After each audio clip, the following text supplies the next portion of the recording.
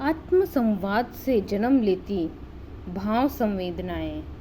आम मान्यता है कि बात करने के लिए किसी दूसरे व्यक्ति की आवश्यकता होती है, अर्थात लोग दूसरे से ही बात करते हैं। लेकिन गौर से देखें तो जब उसके पास कोई दूसरा व्यक्ति नहीं भी होता, तब भी उसके बातचीत का कार्यक्रम सतत जारी रहता है। जब वह मौन दिखता है, तब भी अपने आप से कुछ न कुछ बातचीत करता ही रहता है। वास्तव में व्यक्ति के मन व अंतःकरण में सतत होने वाली यह बातचीत आत्मसंवाद कहलाती है। यह हर पल चलती ही रहती है। इस आत्मसंवाद के परिणाम स्वरूप व्यक्ति के जीवन में जो भाव संवेदनाएं जन्म लेती हैं, उनके प्रभाव से जीवन में सकारात्मक व नकारात्मक परिस्थितियां घटित होती हैं। नकारात्मक परिस्थितियां उत्पन्न होने लगती हैं। देखने में आता है कि इस आत्मसंवाद में 80 से 90% विचार नकारात्मक होते हैं। परिणाम स्वरूप व्यक्ति के जीवन में नकारात्मक परिस्थितियां घटित होने लगती हैं। इसी आत्मसंवाद को बदलने में समर्थ अस्त्र साबित होती है प्रार्थना। विद्वानों ने प्रार्थना को जीवन में आमूलचूल बदलाव की भाव साधना भी कहा है। भाव दशा में उतर कर की गई प्रार्थना से कुछ ही समय में व्यक्ति का संपूर्ण जीवन विधेयात्मक बनने लगता है। मनोवैज्ञानिक बताते हैं कि अपने दुख देने वाली बातें भूलने, भाव संवेदनाओं को सकारात्मक दिशा में मोड़ने, नकारात्मक चिंतन की आदत बदलने का कारगर प्रयोग प्रार्थना में समाये हैं। नकारात्मक चिंतन की आदत कैसे बदलें? प्रार्थना आध्यात्मिक प्रयोग है जो हमारी श्रद्धा की शक्ति के अनुसार जुड़कर चमत्कार दिखाती है। प्रार्थनाएं दुख से पार ले जाती हैं। धन्यवादी भाव से की गई प्रार्थना जीवन में अकल्पनीय चमत्कार लाती है, इंसान के आँखों में करुणा जगाती है। श्रद्धा विश्वास के सहारे इंसान के जीवन में गहराई से भाव संवेदना का जब सहज उदय होता है तो प्रार्थना प्रकट होती है। वास्तव में प्रार्थना दिव्य सद्भावों को सूक्ष्म तरंगें ही तो हैं जो सबको सांत्वना देती हैं, प्रेरणा भरती हैं, संभालती हैं और सफल करती हैं। वास्तव में शांत मस्तिष्क होकर भगवत प्रेरणा व दिव्य प्रकाश की अनुभूति पूर्ण प्रार्थना अवस्था में साधक सहज ही प्रकृति को नज़दीक से अनुभव करने वाला होता है। ब्रह्मांड में फैले परम पिता परमात्मा के आनंद, उसकी शांति से जुड़ने का एहसास पाता है। तब उसे मधुर शिष्ट शांति शालीनता की गहराई में प्रवेश मिलता है। उस असीम अनंत सत्ता के प्रति श्रद्धा भाव से विनम्र लगाव बढ़ता है और तब परमात्मा इस आर्त भाव की पुकार सुनकर सहायता के लिए दौड़ पड़ता है। जीवन चमत्कार से भर उठता है। भाव साधना है प्रार्थना।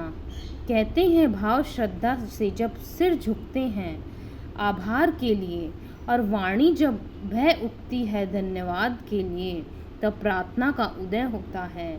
इसी अवस्था में प्रार्थना ताकत पाती है कल्याण के लिए।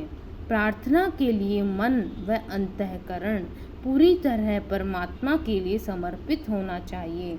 श्रद्धा भाव से भरे पवित्र अंतःकरण की गहराई से पुकार लगाने पर परमात्मा अवश्य कृपा करता है।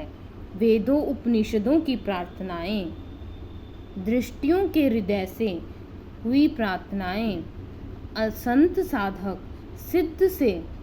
सिद्ध के हृदय से प्रकट हुई प्रार्थनाएं, पवित्र हृदयी महामानवों द्वारा शिलाओं पर बैठकर की गई प्रार्थनाएं सर्वाधिक इसलिए कबूल हुई हैं क्योंकि इन सभी ने अपने अहम से मुक्त होकर दूसरों के हित के कल्याण के लिए प्रार्थनाएं की और परमात्मा ने उनकी झोली कभी खाली नहीं रहने दी।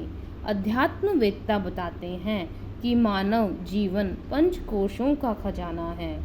अनन्यमय कोश, प्राणमय कोश, मनोमय, विज्ञानमय एवं आनंदमय कोश। जैसे जैसे जप साधना, गुरु निर्देशित सेवा सहयोग, समर्पण, प्रायश्चित, पवित्रता भरे जीवन क्रम आदि से ये शुद्ध होते जाते हैं। व्यक्तित्व की संवेदनशीलता बढ़ती जाती है।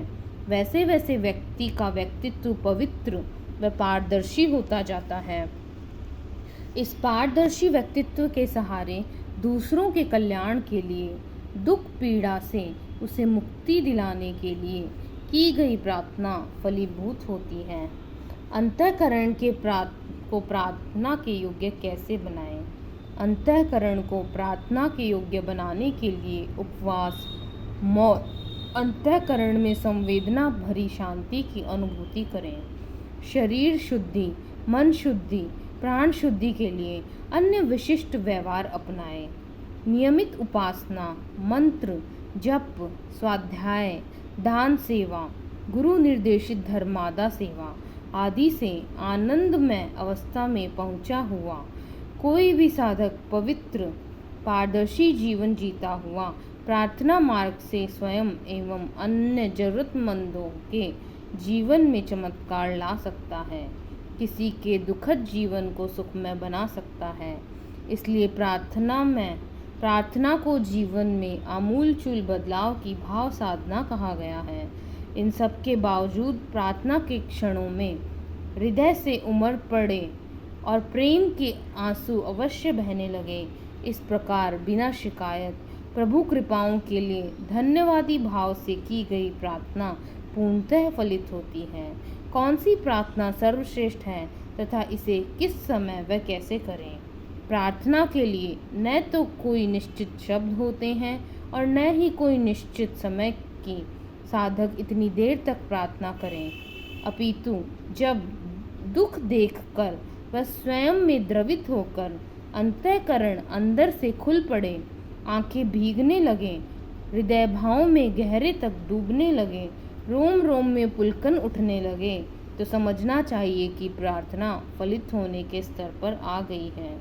इस प्रकार किसी किसी की प्रार्थना 5 मिनट में फलित हो सकती है और कोई वर्षों सिर पटकता रहे फिर भी कोई लाभ नहीं मिलता है, ऐसा भी संभव है।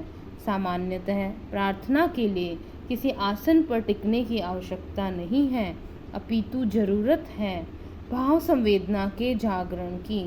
वह कैसे जगे, इस पर ध्यान देना आवश्यक है।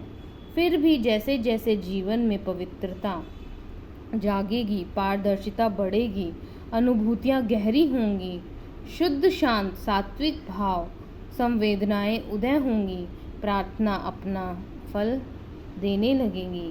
वैसे गुरु के कृपा पात्र मंत्र साधना व गुरु कृपा पाकर ध्यान का अधिकारी व्यक्ति लोक कल्याण भाव से जब भी प्रार्थनाएं करेगा वे सफल होंगी। उसकी प्रार्थना से लोगों के दुख दर्द मिटेंगे। धन्यवाद।